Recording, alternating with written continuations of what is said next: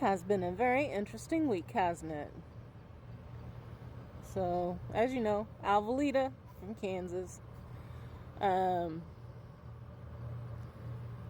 So, much like many people did this week, we all kind of saw or heard. Some people heard this over the radio instead of seeing it on TV. The debate earlier this week between Kamala Harris and Donald Trump. And many interesting things were said. Many of them came from a certain individual. Anyway, that aside, I want to talk about some things that maybe people should marinate on before the election. So, I think it is a profoundly great thing that Kamala Harris is running for president. Now, for those of you who think she's the first female to run for president, going to have to nix that. No, she is not. The first was Shirley Chisholm, a black woman. If you don't know who she is, I suggest you go and do some research. The next person who was a female to run for president was Hillary Clinton. And we all know what happened with her election. Now, I say that to say this. Yes, we want this glass ceiling to be broken. Let the United States of America have a female president. But something that I have noticed throughout many years is the fact that there are some people, and it does not matter if they are Democrat, Republican, Libertarian, Green Party, any other party that runs for public office. It does not matter if the female candidate is probably the better choice. But there are people who will never vote for a woman. I don't want to say that, but it's true.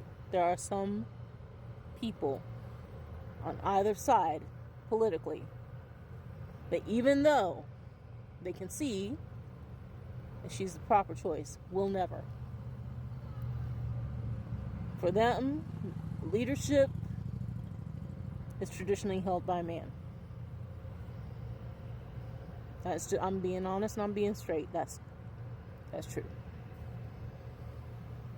You see that not only in politics, you see that in churches, you see that in businesses.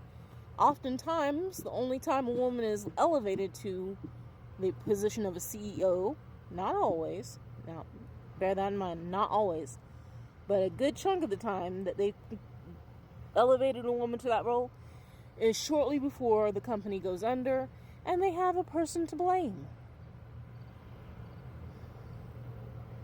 These are things I've observed over my life. I wish I could be wrong. Now, that said, please, for the love of Christ, let Kamala win. None of us can deal with another 4 years of a certain individual. And I will put it like this: those who pine for him to return to the office of president, it's like that one boyfriend and girlfriend group, that couple that broke up because they were completely toxic for one another, or at least one of them was toxic. And then there's a period of, I miss him. And it wasn't so bad. Yes, it was that bad. It was that bad. And you know I'm telling the truth. It's like that. America, the United States, is like the girlfriend who's trying to heal from the bad boyfriend. And a part of that person knows that was the worst thing ever. While the other part's like, I want him. Don't do it. Resist the urge. Okay, so now let's move on to the next topic.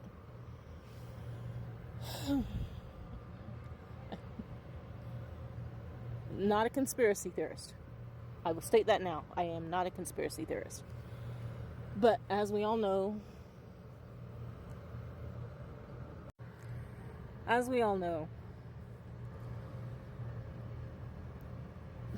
the Republicans seem to be playing a little bit of a game here. The Republican nominee for president is Donald Trump, who is now a convicted felon multiple times. Now, as many public offices across the nation go, the one thing that prevents a person from running for public office is whether or not they have been listed as a felon. So, the question is, what are they going to do? There's a couple of things they could do.